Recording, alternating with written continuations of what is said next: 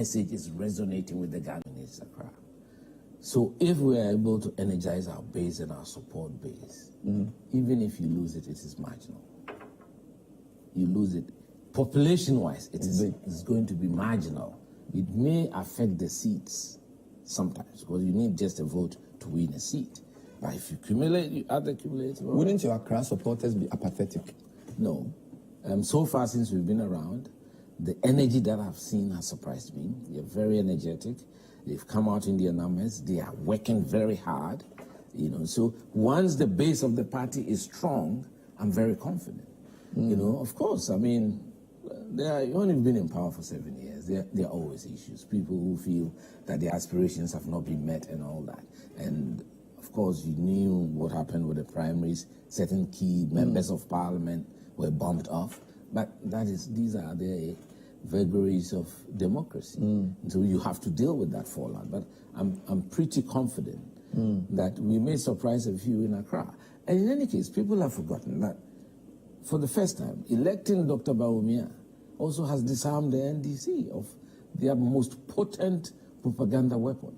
Because from 1992, all they need to do is to go into the Zongos and do a very ethnocentric campaign, talk about the MPP, pigeonhole us as an Asante party, not even an Akan party, and create the hate that we don't respect the rest of the country, we don't respect.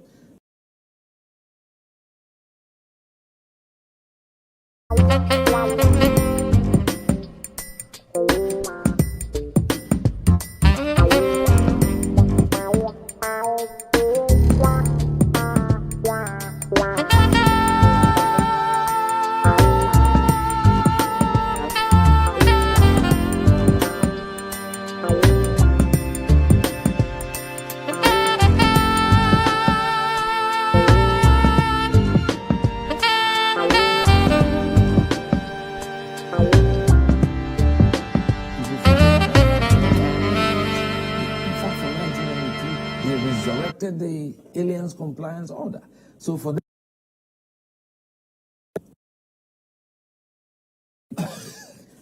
communist imperial tactics, So they've been masters in propaganda, and to said that sometimes if we want to take a if that is what you're going to say, no, I'm just saying, we are going to be consistent because I think you made some serious statement about his candidate. I was talking about the economy. And the country. People who brought us where we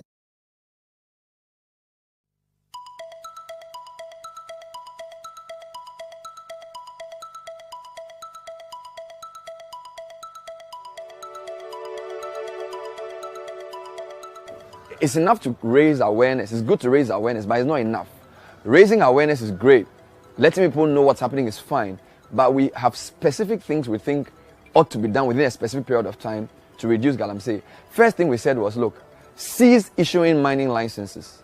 Because as we speak, new mining licenses are being issued to small and medium-scale mining companies. So whilst the distraction is going on, we're talking about it and government says it's bad, as we speak, people are getting mining licenses which they are using to do the galamsey.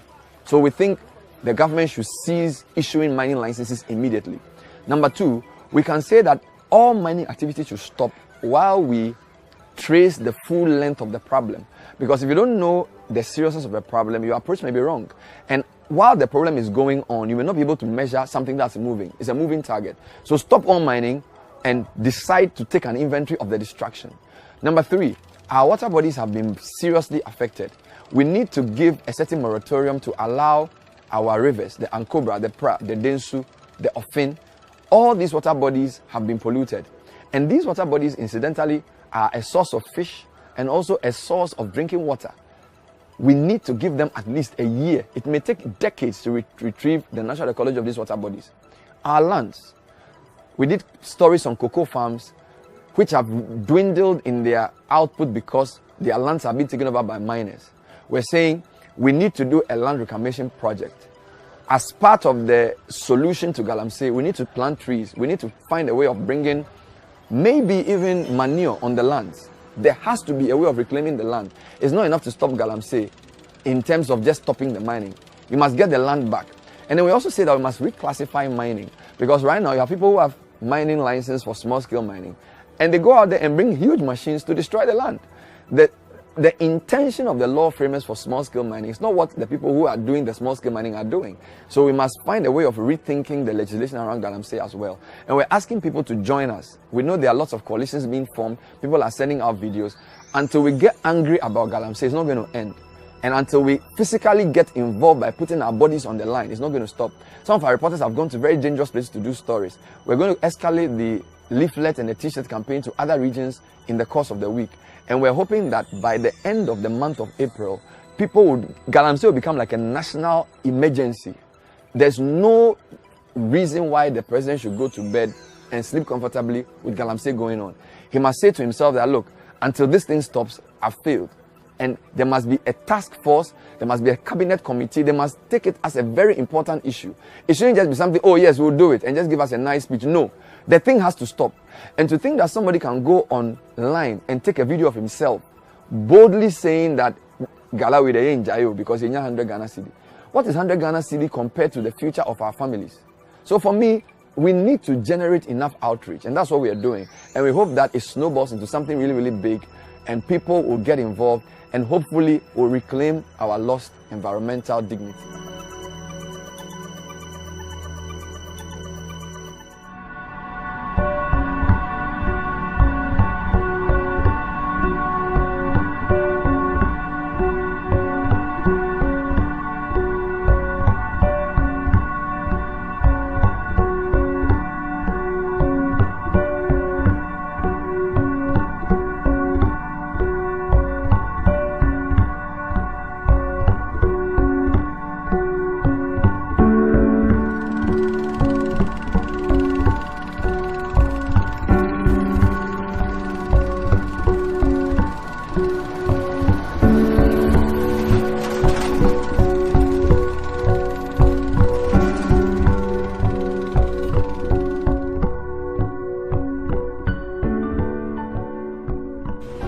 Ejuma ne de ye man temi ade ejuma samyedin because they will be though or you full educated so onye ejuma ye chise wa ba Galamsey ase bo ho bia wa bo ni degree so no onam so ayere oye sa tutututu no ejuma ni bi ye de no ye shaban ase because enye nipa ba akofo adwuma ni edo nipa no o adwuma ni bebre enye ba akuni adwuma na edoso ntinye ni e saban ase enye de wa but ankofo o mo down on the ground mo anu mo ko tubo ba no mo de aba on ba na yen so ya dwo ye position ye bo ni say ye dwo bo ba no mo ye smooth o mo wo share ni age esika no mo so onya o mo gold na aton adwuma no utimi ebe e down mo be ye load na hye mo pass ni nkakra mo ba no na mo de aba top mo be pass sa munipa bia munipa 4 na 5 munipa 4 bia na 5 na makofa load na aba mo de to 1 week no on becha ye committee for ho na wo pula boys na wo sponsor no what do I then Ucha Minan Kassan.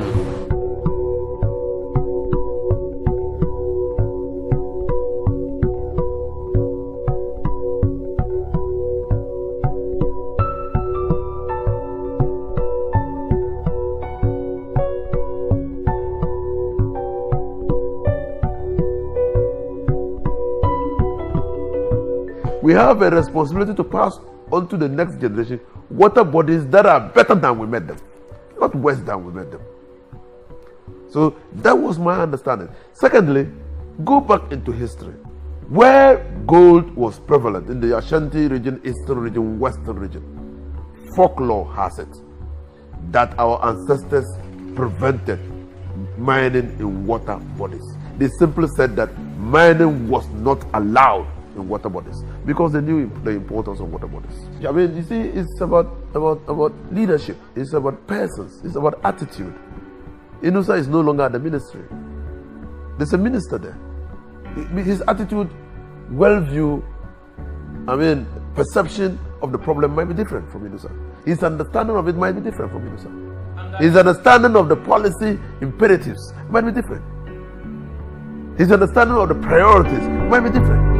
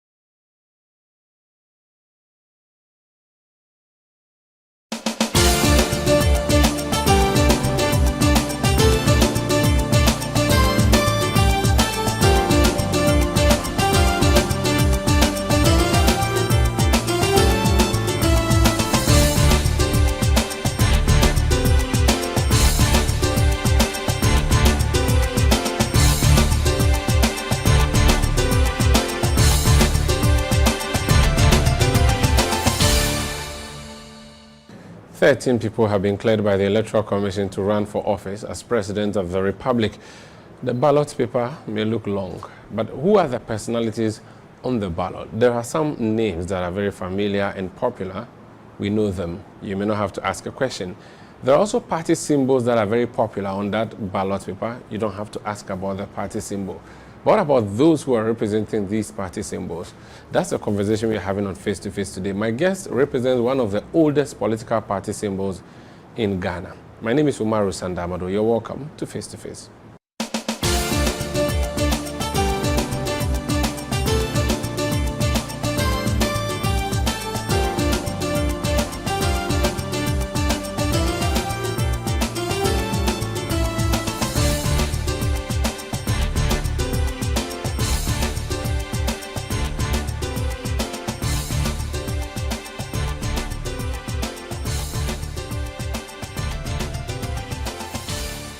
So my guest on Face to Face today represents the Convention People's Party as the flag bearer and presidential candidate.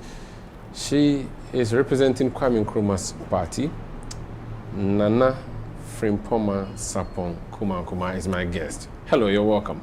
Wonderful to be here. How are you doing? I'm great, and I feel honored to be with you. I've been watching you, and it's one of those things, very handsome, young, intelligent person. Oh, thank you so much. I'm blushing. Thank you. I like the green that you have. It's looking nice on you. The Nkrumah green. It's you. And then you have to add the red, and then you're having. And that's it. So we know Kwame Nkrumah. We know the CPP. You did not represent the CPP in the past. I don't think the CPP has had the same candidates in the past 12 years. It was Indum, Sakara, Ivor Greenstreet, and now you. That's how it has been. Before then, Ivor came twice. Ivor did twice. Okay, great. So, who are you? Nana Frimpong Sarpong. And I'm taking your name one by one so that I don't make a mistake. Talk to me about you first. Let's know you. Let me start with the Sarpong Kumankumah portion. Because the Sarpong Kumankumah portion might be one of the reasons why I'm sitting where I am today. Okay. Because my father was with Osajifo. He was the MP for Ejusu Jaban during the coup, the overthrow.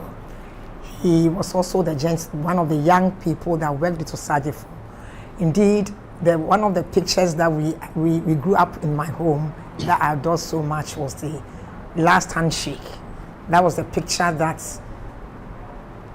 when Osajifo was going to Hanoi, like when he was leaving before the coup. To Hanoi? Yeah, to Hanoi, before the coup. They were the young men and his people who were there, and he shook hands. So the plane was there. And that was the last that he saw of him. So we cherished that picture. Wow. And I still did. Even when my father died, that was the picture that I gave out. Now, coming back to the Nana Frimpong portion, So your dad was called Sarpong Kumankumah? Yes. Former MP for Ejusu Jaban. is that for the first time, Greater Accra's population overall is at par with Ashanti. Yes. In the past, Ashanti has been the biggest. Yeah. And again, the sentiment in Accra is more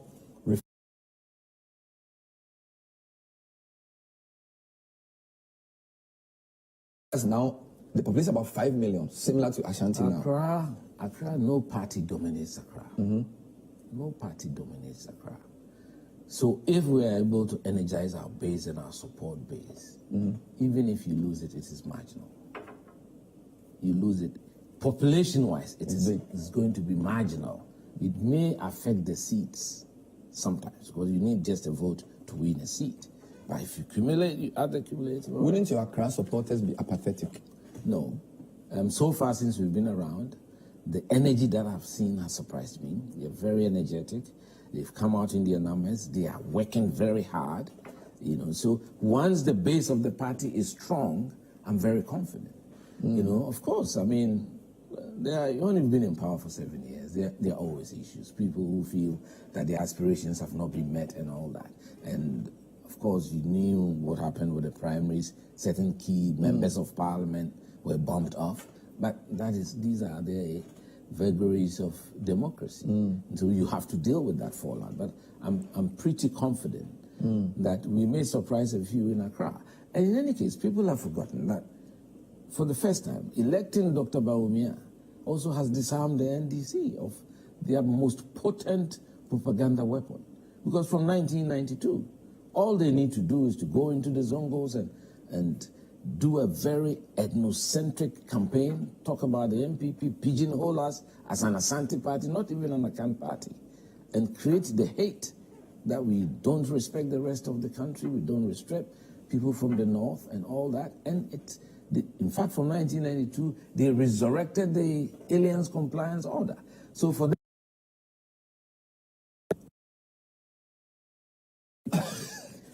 communist imperial tactics, So they've been masters in propaganda, and to the extent that their candidate was out there telling the whole world he wants to see whether his younger brother, Mahmoud Bawumia, will be giving them nod. He knows this party, these Ashanti people, they'll never give it to him. Didn't he say that? Didn't he say that? You heard him say that. Emphasized by his General Secretary, Fifi Kwete. They believed it so much. You understand? But the party thought otherwise. They voted 61%. So that's why they're struggling with the message. And I'm very confident now they know the areas that we didn't used to go to, we are fighting them on their turf. We'll take a break and look at the message. The point of view tonight is talking to a senior campaign aide to NPP flag bearer, Dr. Mahmoud Bawumia, Kwabena J.J. trying to get a sense of how the campaign is going. It's 2 months to election 2024. What are your thoughts? And where is the momentum? What is the question for the election? All of these and more when we come back. Stay with us.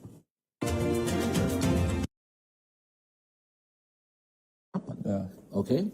But I'm a party person. Once the party has decided this is the person, that is the choice of our party. We should respect the majority's decision. That's true, but we also, as politicians, we've said that sometimes if we want people to take us seriously, that is what you're going to say. No, I'm just saying. No, we are going to be consistent. Because I think you made some serious statement about his candidate. I was talking about the economy of our and the country. people who brought us where we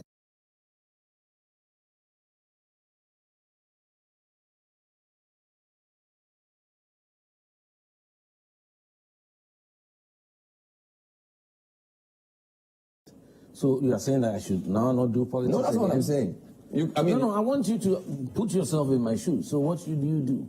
Well, I didn't say the things you said. So I wouldn't know what you should do. I mean, no. Don't look at only the MPP. No. Worse things were said by Dr. Dufo about Mahama. Kojo Bonsu said things about Mahama. They are all following him. And you can go to America. Worse things were said in America. In UK, Boris Johnson was supporting the former Prime Minister. You understand? So we should take that as the nature of politics. Of course, it's important that when you are in a contest, you have to put your best foot forward. It was quite clear I hadn't been part of the political system, and that if I had been elected, yes, I wanted that new dawn, somebody who was fresh. You understand? But it does not mean that when the party has selected our candidate, we shouldn't rally around it. So what is your role as senior campaign aide? What does that mean in practice? What it means is I bring all Ashanti. Ashanti. Is he an Akan? Yes, So from Mampong. Your dad was an Akan? Yes, from Okay. Mampong. He's from the Mampong. My grandfather is the Mampohini before. So Okay. the current Mampohini is my grandfather. Okay. The Stu Okay. is my grandparents too. I see. Yes. And your mother's Mampohima side? is my auntie. Okay, so My your mother's side is, what about your My mother's side? mother's side is the Nana from Poma. Okay, I was the Jantwahima of the Doma traditional area. That stool is the Frimpoma stool. So after having decided to go into politics, I combined the two because I grew up at Sapon anyway. My name is Kofi Omanebuama, Director for Elections and IT, NDC. I think that the ground rule must be modified. Obviously, no other political party was seen during the PowerPoint presentation being responded to. So it is obvious we have done a good job, and that is why today you are all here to help deepen our democracy. This said, very obviously, 1 to 4 minutes for all other political parties will certainly not be enough for the NDC. Thank you. When your roof is leaking, you can decide to mop, keep mopping, and keep mopping. Or you can decide to fix the leakage and mop. What we see here is mopping and mopping and mopping. Fixing the leakage is missing. And this is at the heart of our altruistic demand for a forensic audit. This forensic audit is not just about the register. When you have fixed the register, and I will demonstrate to you how, as a result of our revelations, some aftermath fixing is providing a semblance of we are fixing it. When you fix it, and we all look at the hard copies, and we are all given the PVR, the soft copies, in November, if the very criminals that got us here are still there, engaged in illegal transfers, we will come back to square one. And that time, it will be too close to the December 7 elections. This is why we are saying we need to adopt a dichotomous approach. Look at the register, fix the issues in there, and also audit the very IT systems that allowed these anomalies to occur. We have heard, and Madam Chair spoke about the fact that we certainly do not require external assistance. I've also heard some EC officials question the legality. We have CI 91 as amended by CI 126. We also have CI 127. Okay? A suggestion is being made that on December 7, we are likely to see missing voters list at the polling stations. Is that not the case? Is that not what we've been told here? About 1,551 voters are likely to be captured on a list that will be called missing voters list. Is that not it? I'm here to identify which of these laws has missing voters list. But you see, it's a reasonable remedy for the problem that we are dealing with. And so when you have to go beyond these in a way that it will not hurt, but help our democratic process, you need to give it greater consideration. I come also to the point of adjudication, and we saw some very huge figures in the presentation. Are these figures emanating from the very adjudication meetings that NDC participated in? Because to the best of our knowledge, the meetings that we participated in, we did not treat these figures in tens of thousands, about 20-something thousand. So once again, it will be important for a forensic audit to identify where these over 20,000 figures are coming from. Because the report that we have does not support that. We come to the issue of proxy. We are being told proxy, 2,167. Great. But we also know people successfully filed for proxy without going through biometrics. As we speak, which of these 2,167 people went through biometrics and which of them did not go through biometrics? It is going to take maybe a follow-up question. EC may tell us maybe 1,000, maybe 900. How do we verify that? This is a matter that we have raised at IPAC before. For those of you who were at IPAC, this proxy and some people not going through biometrics, we've raised it at IPAC before. Again, we come to the issue of Pusiga. Just like COVID-19, when some people were trying to call it a certain country's disease. Perhaps we should not be calling those criminal transfers Pusiga transfers. And it will take a forensic audit of the EC's IT system to know where those transfers took place. And because I do not have the answers on this Pusiga matter, I want to ask some few questions. One, the login credentials given to your district directors, the passwords, can they modify it so that it will become unique to them? Example, if you are given a bank card, your bank will give you an initial password, and because they don't want anybody to have access to your password, will give you the opportunity for you to change that password of your bank card. In the case that we are dealing with, the district officers, the passwords that they are giving or the login credentials that they are giving, are they said that other people can have access to them?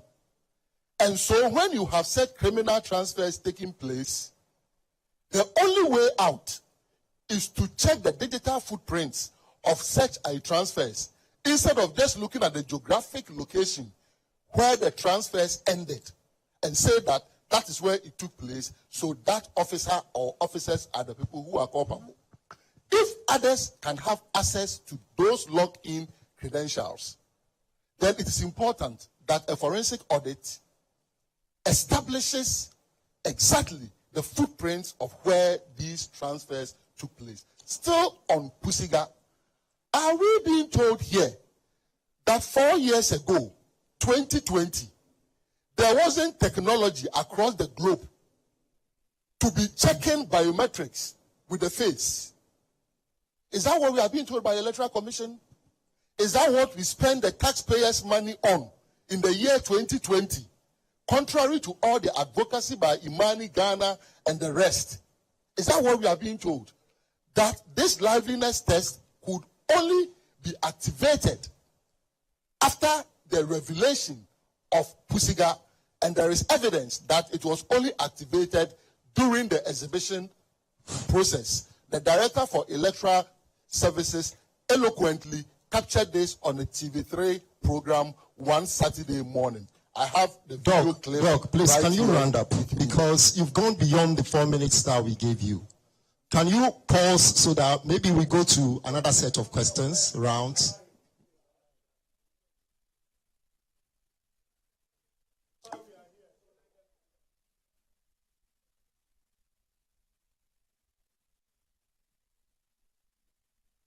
Again, I've heard the word assurance, reassure, many times. When assurance is given, the assurance is treated with value judgment. And that value judgment is hinged on reliability and credibility. We have had palpable experience on different occasions with the Electoral Commission that obviously demonstrate that we must rebuild that trust in order for us to accept assurances. And the evidence is obvious. Basic arithmetic errors during limited voter registration exercise. Basic. And here we are talking about auditing IT system. These same IT people were those who were using CorelDRAW to be working arithmetic. We also experienced 2020 declaration of the presidential results. Declared, corrected again. Assurance is built on trust. That trust is broken. Again, we've all been to the corporate office and the headquarters of the Electoral Commission before. We see the police and the military protection, even for officers. How PVR laptops could be stolen under CCTV surveillance, military and police protection, damages our trust. We are also dealing with the number of times that we were expecting the PVR to be released to us. A letter written. And we were glad to have received it from the Electoral Commission in July. All the way through July, up to August. Zilch. August 14, nothing happens. August 16, nada. Until 19th of August. Those series of assurances, expectations that were broken, hurt and damage our trust. So when the assurances are given, we treat the assurances with value judgment that is emanating from these trust issues that have been broken.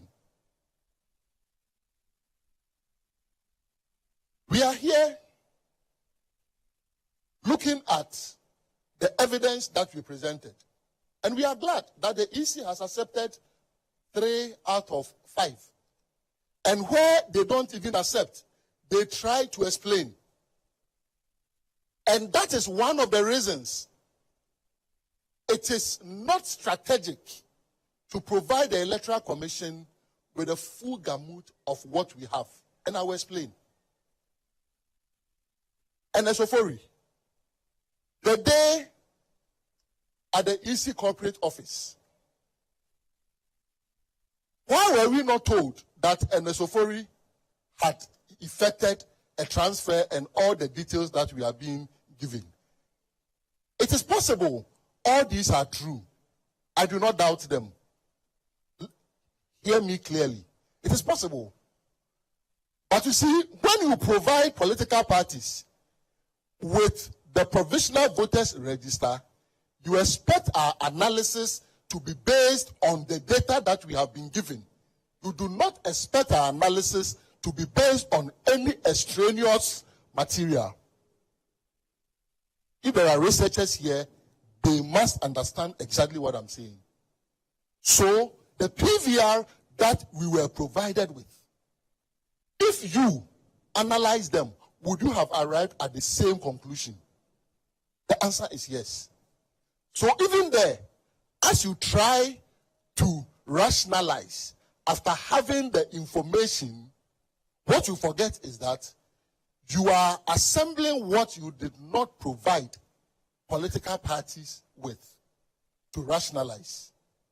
This is why, because of the coefficient of bias, which is very, very high in this case, there is the need for a forensic audit of not just the register, which is being fixed. Why not? And I commend the EC. The EC says that after they have fixed all, and I thought per the submissions of the EC on air, we have heard several times, they had already corrected all the things. Go online. You find out that NDC issues have been fixed. But we do admit, we don't want to be linguistic purists. We do admit that maybe it was an exaggeration. As they fix them, they have promised to provide the updated version. We came here with a hard drive. If the hard drive, if the updated version is already, why not? We will pick it and still analyze, take it through the very analysis that we did. But that is only about the register. That is only about mopping the floor. It doesn't fix the leakage. That is why our demand is in two folds. Forensic audit of the register and forensic audit of the IT system of the Electoral Commission. Daira has a very simple question for Dr. Yawofurieji. Then we end our case for now. Thank you. Thank you. My name is Kofi Omanebuama.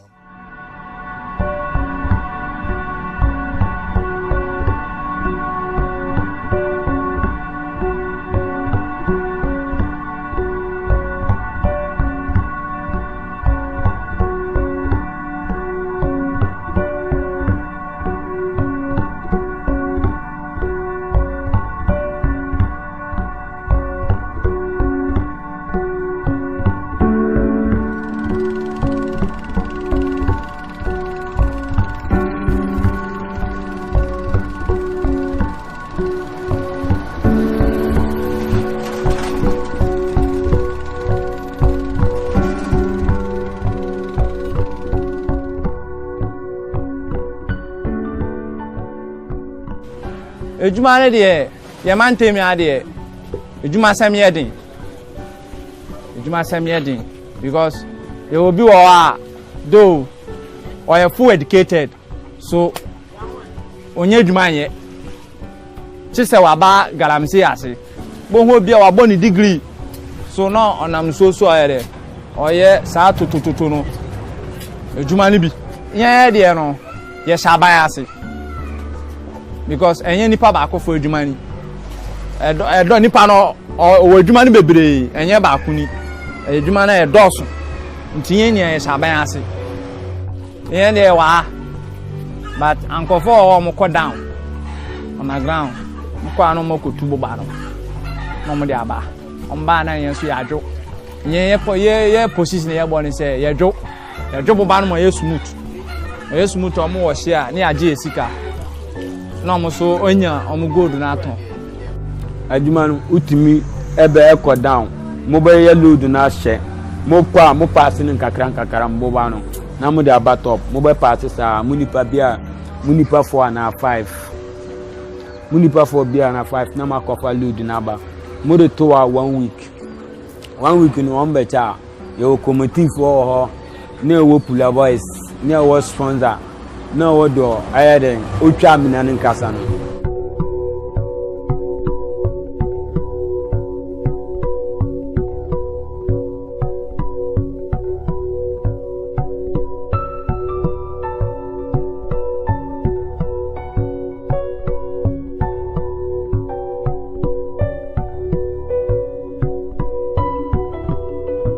We have a responsibility to pass on to the next generation water bodies that are better than we met them, not worse than we met them. So that was my understanding. Secondly, Go back into history. Where gold was prevalent in the Ashanti region, Eastern region, Western region, folklore has it that our ancestors prevented mining in water bodies. They simply said that mining was not allowed in water bodies because they knew the importance of water bodies. I mean, you see, it's about leadership. It's about persons. It's about attitude. Inusa is no longer at the ministry. There's a minister there. His attitude, worldview, perception of the problem might be different from Inusa. His understanding of it might be different from Inusa. His understanding of the policy imperatives might be different. His understanding of the priorities might be different.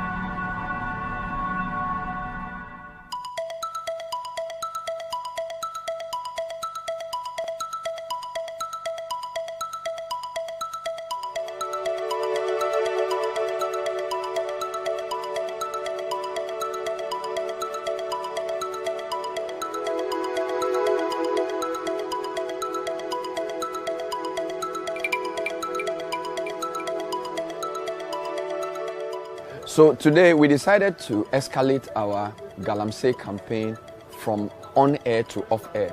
For the past couple of years, we've been doing many reports on air talking about the inimical effects of illegal small-scale mining, the pollution of our water bodies, destruction of farmlands, the denigration of societal values, kids involving in mining and all those things. But we felt that that was good, but people needed to be brought face to face with the Galamsey issue. So we've launched the Stop Galamsey Now campaign, and we've put out 5 specific demands we want the government to do. But what we did was, staff of Citi FM and some volunteers went out in the morning to distribute leaflets and some t-shirts, essentially for people to see what this Galamsey thing is about. It's one thing hearing a radio or TV, watching a TV program talking about Galamsey. It's entirely another thing seeing a journalist in the streets, in the hot sun, distributing a leaflet saying that let's get involved. I feel a lot of people are detached from problems. They see it on TV, they express some views, they express an outrage on social media, and that's where it ends.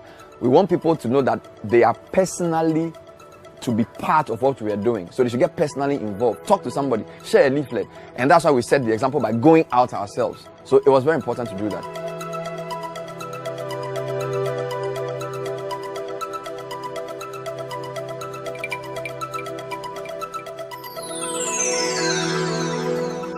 So this morning on social media, someone asked me why we're making so much noise about Galamsey and why we're not in the villages talking about it and educating people about it.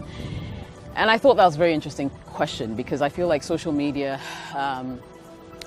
wields a lot of power that a lot of us are yet to realize.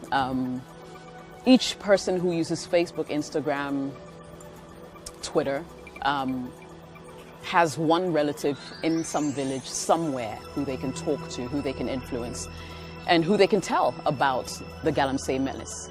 So we got to start from somewhere. We have to begin the conversation and let other people pick it up. And for those of us in the media, that's our job. We have the mouthpiece, we have the opportunity to reach millions at a go. And that's why we're starting this campaign. Over the past few decades, what we've recorded is pollution and turbidity and the displacement of heavy metals in these water bodies. With time, all our water treatments will be shut down. We won't get water to be treated for the urban population, for the rural population, and water to sustain our lives. Is this what we want for Ghana? We must stop Galamsey now. We must save our water bodies and save our lives. We owe it to the Republic of Ghana. We owe it to our collective existence. We owe it to our children. Join the fight against Galamsey. It is their responsibility. It is a duty. It is a call to action. It is a fight we must win if we are to protect our collective existence today and tomorrow. Stop Galamsey now, and indeed it must be now. Thank you.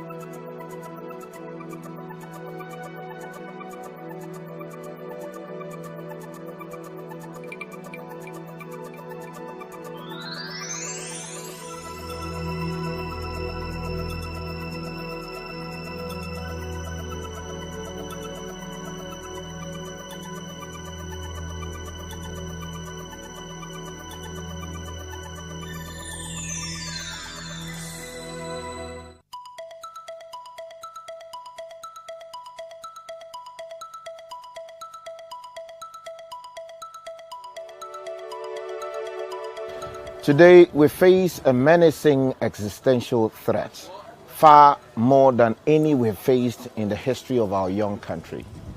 Galamsey is decimating our water bodies, destroying hitherto healthy and fertile farmlands, destroying the livelihoods of many in parts of this country, and yet we seem helpless. The very powerful in society seem helpless to deal with the situation. People, high and low, are rather unwilling to speak out against the problem for obvious reasons. That is why it will take those of us who have traces of good conscience left in us to show this country that we have the courage, the boldness, and the requisite size of kahunas to confront this genocide against our society, against our collective existence, against our well-being. We must rise up, we must fight with every little thing left in us to prevail over this scourge that is decimating our water bodies, bastardizing our farmlands, and destroying what is left of this beautiful country. We owe it to the Republic of Ghana. We owe it to our collective existence. We owe it to our children. Join the fight against Galamsey. It is a responsibility. It is a duty. It is a call to action. It is a fight we must win if we are to protect our collective existence today and tomorrow. Stop Galamsey now, and indeed it must be now. Thank you.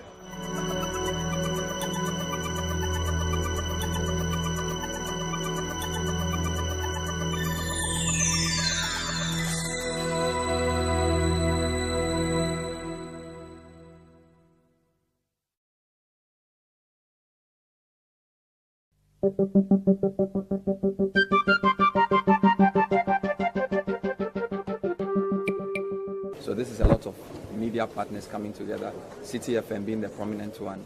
A lot of CSOs are part of this, praying Parliament to use its influence to take up the Galamsey fight. So this is on behalf of all the partners. Thank you very much, and thank you for the concern expressed. I think we are adding on this, that Galamsey operations is contributing to the wanton destruction of the natural resources of this country. Trees are being destroyed, lands are being destroyed, water bodies are being destroyed, and minerals are being stolen. The Constitution provides that all natural resources in this country shall be vested in the President, and the President holds them in trust on behalf of the people of this country. What is happening now is that whatever they gain, they smuggle away from the country. And the country... Now, Chair, through the Chair, Honorable Dafiame report. So when somebody gets up and enters a brim, and typically they go in the night, you know, like 11, 10 there, and then by 4 a.m. they file out. They go into the night. Once the Minerals Commission makes it known to the appropriate security agencies that this person, you know, people are working here at night and all those things, our job ends there. So I struggle a little bit when we are, again, I use a Konongo example. So the District Officer of Minerals Commission goes around. That is his job. Go around and monitor operations. Ensure that persons that have been licensed follow the law. Some do breach, and it's his duty to exert the appropriate punishment. Okay? And then he chance upon an activity or an area where people are mining. There are two things he will do. Like the Konongo one that is by the roadside. He reported to the District Assembly and said that I have found this activity. It is close to the road. We have not licensed it. So you are bringing it to your attention to take action. So Honorable Dafiamikwa, like you said, that is the role of the commission. He's informed the District Assembly. So what the District Assembly is supposed to do is to organize appropriate security, go and stop that activity. As head of DISEC. You understand? As head of DISEC. If we have to like seek for more powers, like you are saying, to bear arms and all those things, then government policy will have to change, and that will be too much for us. I mean, look at the number of water bodies in this country. And respectfully, forestry people bear arms. So how are people entering the forest to do what they are doing where they don't have a license? It is different if people have not got all the license, they've entered the forest. So I will not ask government give us powers to go and bear arms and all those things. We have taken a blind eye to this for too long. And, you know, we talked about impact on health, sterility. The people are rich, the young men, but they don't have children. Because when they try to have children, instead of their sperm moving forward, they're swimming backwards. He wants to go to the Galamsey side and see what's up there. So what is this craziness? Yeah. You see, I don't know what it would take for us to wake up. I mean, Sashi water is now 60 for one. Yeah. The Galamsey man says he can afford. So when it's 2 cedis for one, when it's 5 cedis for one, because that is where we are going. We need to wake up. And I'm glad Citi has raised this issue again the way it is raised. But our chiefs need to sit up. When they are selling the land, they are on you every day. When they are spoiling the land, they're quiet. They say that the Galamseyers are armed. So they're afraid for their lives. How many bullets do they have? Are we not willing to die small for our country? So my takeaway points, my closing remarks. I think Galamsey is a mental problem. It's a mental problem that you think you can steal today and still eat your cake tomorrow. I think that, if you could go to the next slide, that we have to appreciate to fix and restore is always more expensive than to spoil.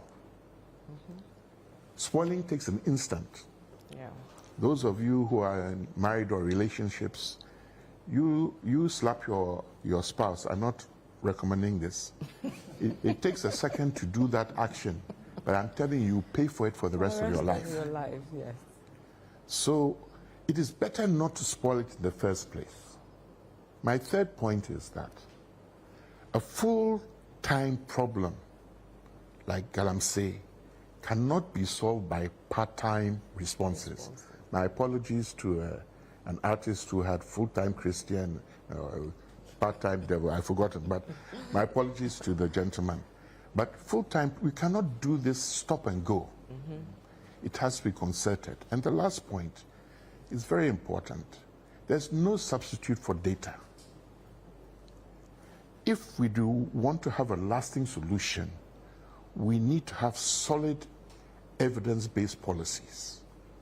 So in the lab that was shown in the Ghana Water Company video, what they do is every day they have to do an assessment of sediment load, because that is what will determine how much chemical they need to add. But if it wasn't the case, they could average over that, oh, we know that we can add this amount. That's another additional cost. But to know the amount, you have to carry out the research. And we are not carrying out the research because our research departments, our academia are underfunded. We haven't even gone to the issue of what they call novel entities. These are new products as a result of a cocktail of chemicals from Galamsey, different soil types, and so forth, which we cannot go to Brazil or UK to find the answer. We have to discover it here. So to let you down lightly, if Citi FM or Citi TV has some fund for funeral expenses, start contributing. Wow.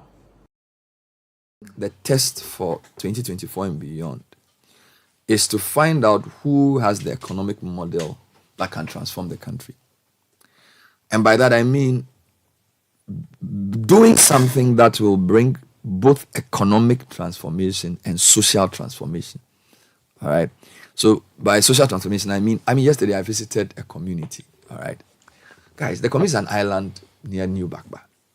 They plant palm, and then they plant plantains, and then they do some fishing. And I can say they've been doing the same thing for like 30 years. So yes, they have a school there, they have a church there, but really, they are not adding value to what they produce.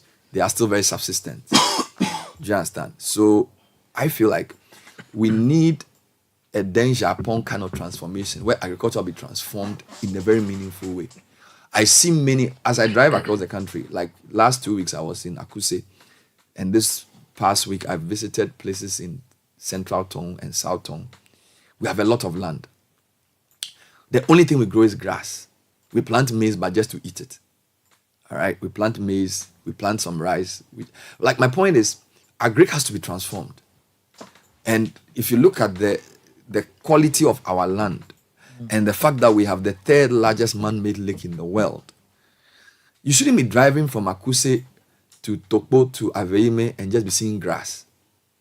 You shouldn't be. The communities around the Volta Basin, from Buipe to Donkokrom to the way through to Keta, coming down to North Dai, South Dai, Atimpoku, and then all the plains from South Tong, North Tong, Shai Usudoku, down to Afife.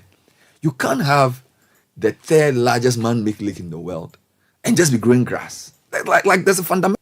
We need to define the question for the leaders. What do I mean?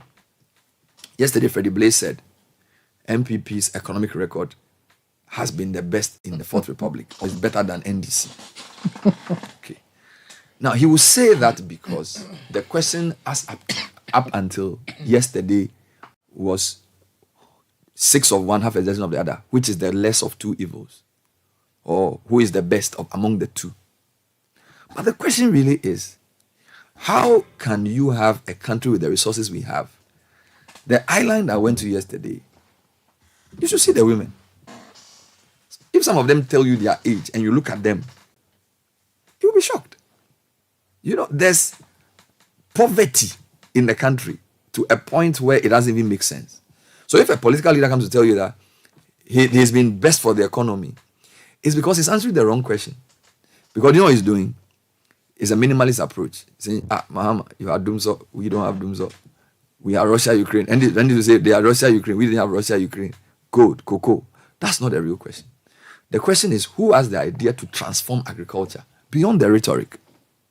Do you get it? Who has the idea to transform? I mean, you are from we went to your hometown last week. I mean, 200 people sitting down holding basins waiting for us. Like, is that what this whole thing is about? So you go and give them a donation, you take some pictures, and then you get power on Facebook for 2 weeks. Forget it. You get me? The people have been left behind by development. That's the problem. The people you've been visiting throughout the past 3 weeks have been left behind by the rest of the world. So whether you go and take a picture, you donate blankets, it's not really the issue. What are you doing to change their life? You get it? That's the question. And the NPP has not transformed the economy. They've not done it. They've had 6 years. They've not been able to do it. They can say anything they want to say. The NDC was not able to do it. That's the real question. The real question is, what are you transforming? Are you telling me that agriculture, people are still doing, I mean, how on earth are people using hoes in Ghana in 2023? Hoe, you know what the hoe is? A hoe. How? When I was in JSS1, Agric Science, Mrs. Glover, we're talking about hoe. That's 1993. 30 years later, people are still using hoe. I was on the island, people are still using hoe. And like, why? It should be banned. Like, you know what I'm saying? If you want to transform economy, you cannot have the 3rd largest man-made lake in the world and have people walk by foot with a hoe and cutlass. You are not serious. You are not ready. Do you get it? Now that doesn't mean take people's funds from them by force and destroy their lives. But you need a plan. How do you get the right investment in agriculture to transform people's life in a meaningful way so that they themselves can see? You see, look at the electrochem versus Adan issue. If people's lives are being transformed, they know. They are not fools. Do you understand? If I am doing galamsey mining of salt and the company has come to do salt and it is changing my life, I will know. Do you understand? So investment, so this is what we do. We throw money or FDI at a problem and go to sleep. And assume that an Italian or Chinese man coming to do fish farming for you, because they will report in the World Bank that Ghana is the 2nd largest producer of tilapia in Africa, it means that all of a sudden is good. But that's not the point. The point is, okay, according to the figure Godfred gave me, we are among the largest producers of tilapia in Sub-Saharan Africa. $200 million. Second, $200 million. No problem. The question is, how is that transforming the way the people who live in the communities live? So the question is not 200 million. 200 million is the beginning of the question. Because if you do it that way, they'll say, oh, we have the 2nd largest producer of tilapia. Go to the Volta Basin and look at how people live there. Does that look like the country with the 2nd largest producer of tilapia in Sub-Saharan Africa? Do you understand what I'm saying? So what the political leaders must do beyond attracting the investment is to link it to transformation. And transformation is socio-economic. Socio-economic. So when you look at debt to GDP and those things, they're just one of the factors. And I insist that we don't understand economics in Ghana. I insist. Lee Kuan Yew understands economics. We don't. Because you can only say you understand it if you can use the principles to change your life. So the fact that you pass the exam doesn't mean you understand it. Do you get what I'm saying? Deng Xiaoping, is that how they pronounce his name? Deng Xiaoping. Deng Xiaoping. He understands economics. Because he used it to change his country in 30 years. He understands it. He may not have gone to Harvard. He may not have had a PhD, but he understands it. So please, let's stop for emphasizing, because you see, we have succeeded in throwing our knowledge. Yesterday, I was talking to my boss. He was talking about how he's now thinking of discussing building with a research institute. Research institute is in Ghana with building. We've done Saglemi. We've done STX. How many of those did they even consult BRI that, oh, we want to build? Go to tech. Do you see what I'm saying? So we always answer the wrong question. So it's not how many units has the NDC built versus how many units has MPP built.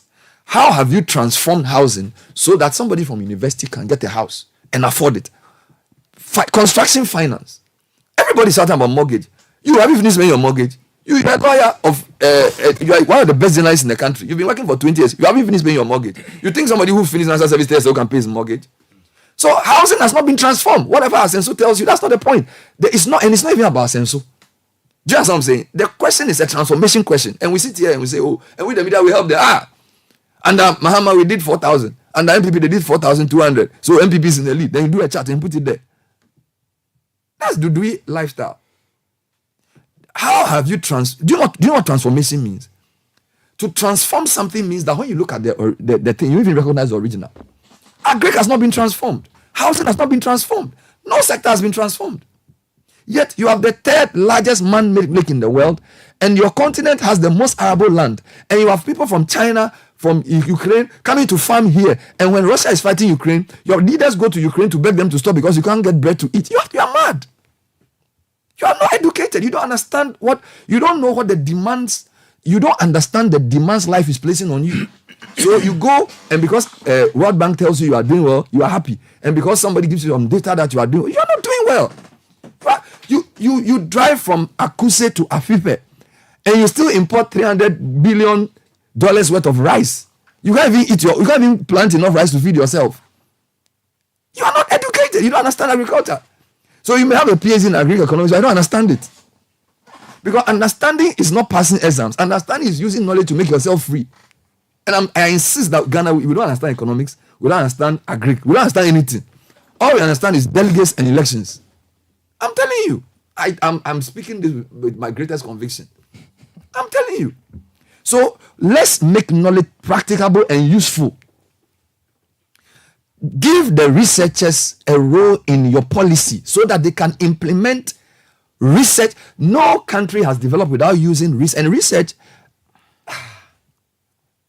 look, countries closed out, and in 30 years, the world gave them respect. They forgot what people were saying about them. We are the only people. Every event I go to in Ghana to discuss Ghana, there are more foreigners in the room than Ghanaians. How?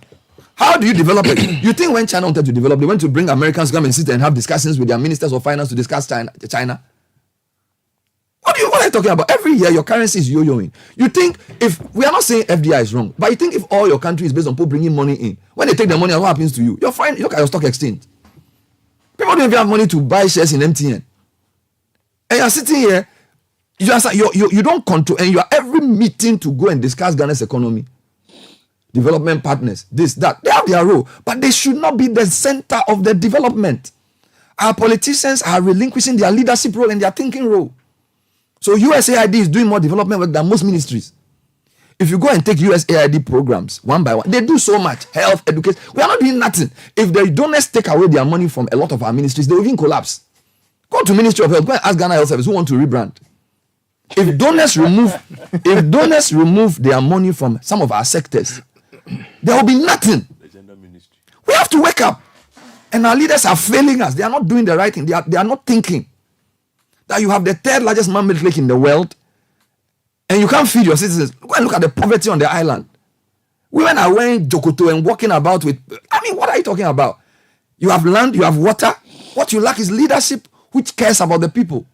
And when you are a delegate and you are taking money to vote, you are an evil person. There's money, 400 cities that you use to vote. What do you mean by that? And your citizens are in poverty, and every day you are wearing big suits and you are speaking big English.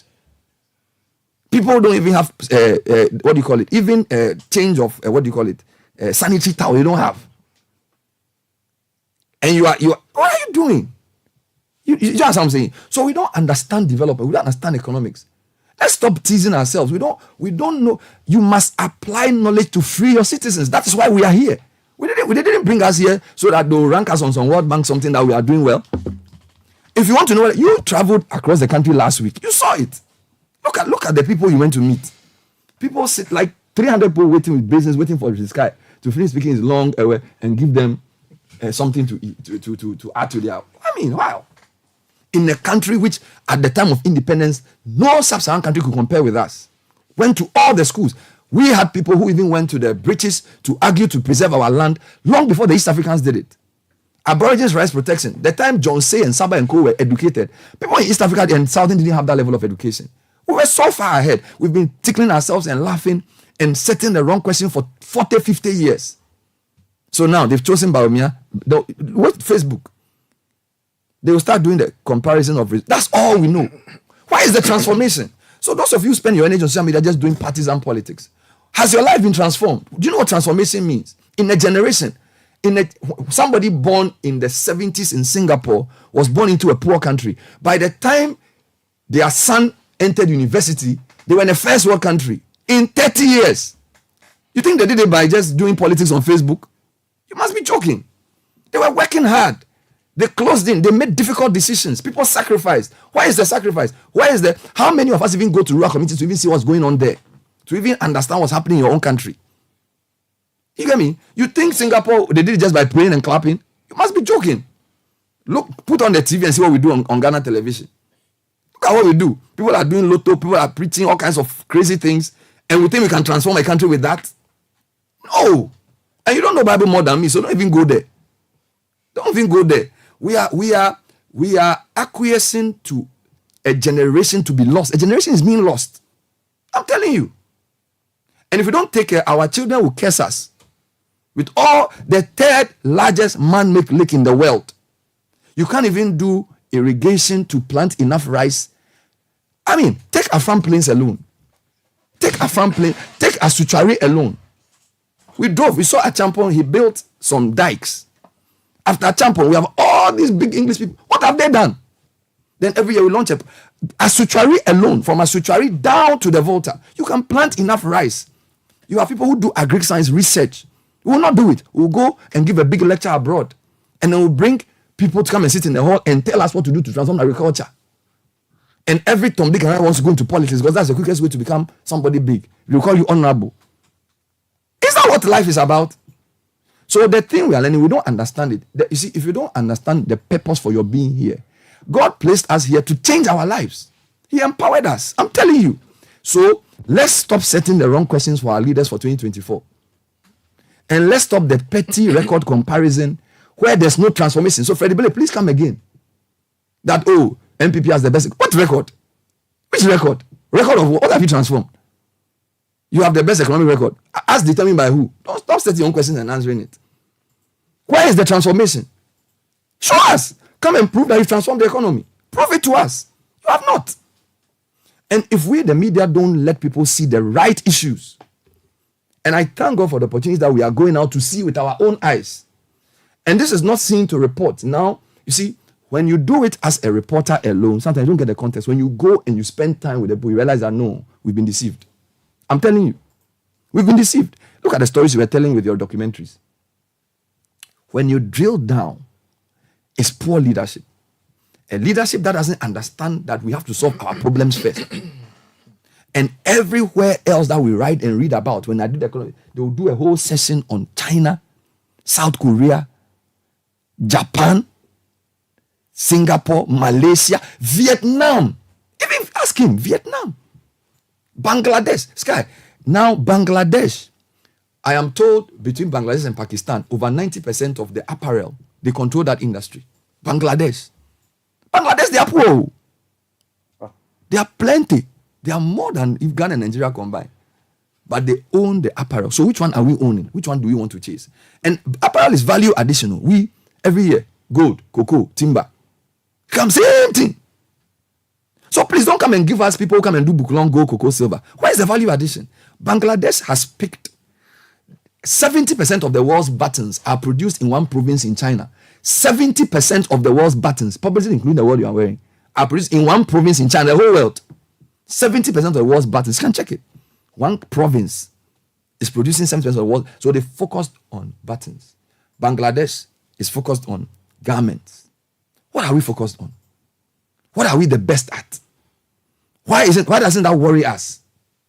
Why are we giving airtime to this cheap, we are better, this is better?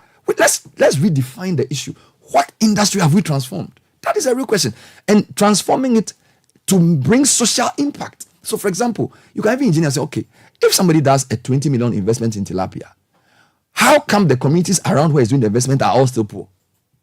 Maybe may not be the best person to even distribute the money. If you put $20 million in a tilapia farm, we should see it beyond simply the numbers of export. But the problem is that when we give people the license to come and do these things, all we want is for them to pay tax and to pay a bribe. So the rest, we don't insist. We don't insist that we have to see it in the local economy. We don't make it a necessary condition that you put 20 million in tilapia farm and you can repatriate all your profits. You don't change the local economy and you say I've employed people and we look on and say this is development. No. A development that doesn't touch the social fabric of the people is not development at all. And the knowledge that cannot bring transformation of the citizens is not knowledge at all. Honestly, we have to do better. We have a lot of work to do in this country. I'm telling you. It's 8 o'clock. Let's do tech and social media trends. I'll allow you to come and help me. It's a very, it's both administrative and legal, but it's also behavioral. We have created a system where they feel it's okay for them to drive through traffic like that because when they come, you give them the front seat in church anyway. We invite them to come and give speeches at our speech days because they are the guys who are prominent in society. The guy who comes in an Uber is not serious. The guy who was MP and he didn't do anything for his family members is considered a bad person. And this thing I'm saying is not even like the bad in society. Very good people in society think like that. Like, So Nathan was MP for 4 years, and 1 year, hey, Nathan is bad. Yeah, his family. Also, I know his father to the same way. That's how they are. Oh, they are bad people. We won't vote for them again. So the Caleb. Now, so when they catch, now let me make, so now this Caleb guy is getting money from Galamsey. Now the police who catches this guy is probably in Caleb's pocket. So they'll say, oh, Charlie Gala boys, you catch him. 2 of them, you have to let them go. Because when they talk, my whole empire will collapse. Leave the other 2. So the police is corrupted. So the pastor is corrupted, the police is corrupted. The media guy is sort them out. So when the story comes, he decides that you do a review and put some aside and he will do only this story. That's how you destroy society. So his kids are not in your school. He doesn't go to your hospital. He drives 3 V8s. But he's sorting out the boys. And so long as the sorting is happening, we're all happy with it. They say, Caleb, he builds people. He's very good. When he became MP, look at the people he set up, or the way out to her, the way out to her. Even the pastor is talking about him, preaching about him, that don't be like Nathan, be like Caleb. Okay. Why wouldn't they go to parliament to make a law that when Caleb is driving, he shouldn't go to normal? Because he's more important than you. Yes, because you don't do anything for them. You get me? So we have created a society which now does not differentiate. The values have been corrupted. So what is even worse about economic mismanagement is now the values corruption. So now people can't even tell right from wrong. So now a role model is somebody who drives a big car, smells good, and has kids in a big school and is wealthy. It's because of where he gets his money from. So the DC is part of the problem because now he's on the guy's payroll.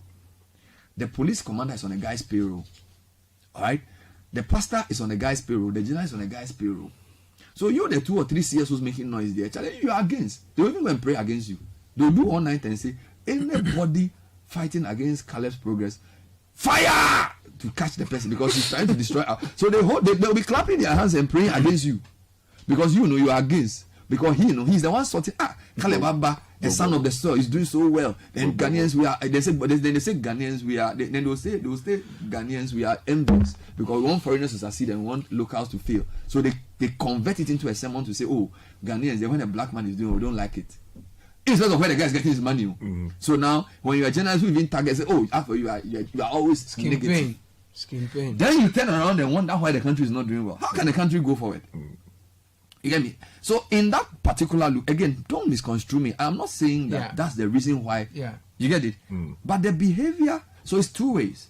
The leaders have allowed a certain level of behavior, but the people have also tolerated a certain level of behavior by their acquiescence. And you see, everybody's failing. The journalist is failing, the pastor is failing, the DC is failing, the police is failing.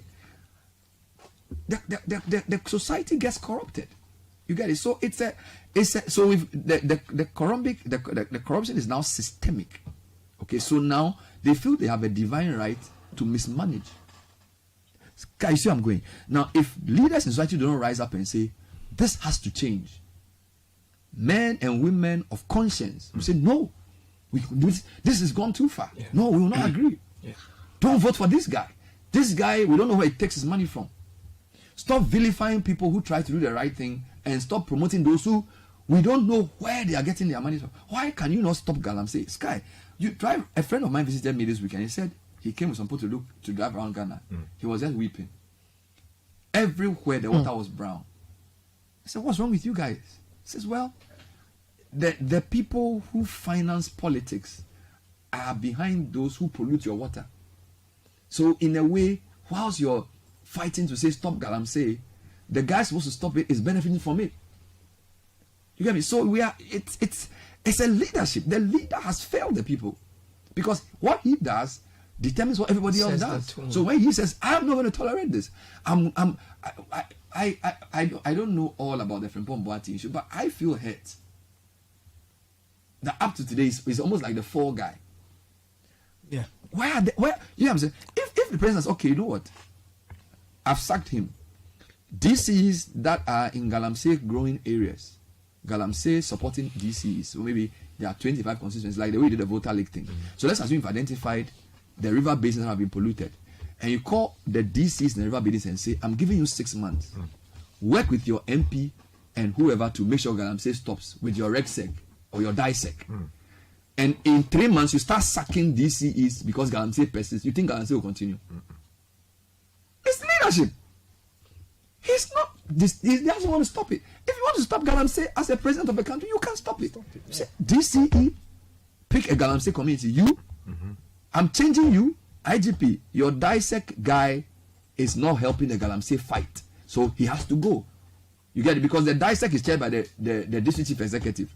There's the police guy there, the security agencies are there, the MPs are there. If you do a jihad against Galamsey, you will get results, but they are not interested because say, hey, if you move too much, this guy, Caleb, he has he's the one funding the party. Until you say you lose it to NDC and then yes, Galamsey had because uyi Caleb you are on no so party no on Okra executives Okra party no. Do you see where I'm going? Yeah. So you go and give a big speech, you launch a big project, but we know it won't work because the people benefiting from Galamsey are financing the party. If he's financing the party, why? So the leader can say, well, so when he says, I'm going to put my presence on the line, then he means that he can lose that seat because he will do the right, but he won't do it. Because he doesn't mean what he said. That's why we are here fighting. We are here because the guys who are benefiting are connected to the system. Do you see where I'm going? So it's a leadership failure. And when we, the others, the media people, the pastors and all the people, professors, we decide to look on, then we are also culpable. Yes, because you cannot tell me that the Galamsey, doesn't the president see it? He does. Don't the MP see it? Doesn't the speaker see it? They do. Doesn't the judiciary see it? They do. The police chiefs. Look, we have police, we have army, we have all these people. They don't see Galamsey. They do. You're telling me that the bad guys are stronger than the rest of us? No. Or collectively, those who want Galamsey are more than those who are against it? So you see, it's not an isolated problem. Your corrupt politics, your Galamsey, your economic mismanagement, your ineptitude in parliament, your bad health system, your education, all of them are linked. Because once you allow one to go bad, everything goes down. You get it? And at the center of all that is the values. Societal values corrupt.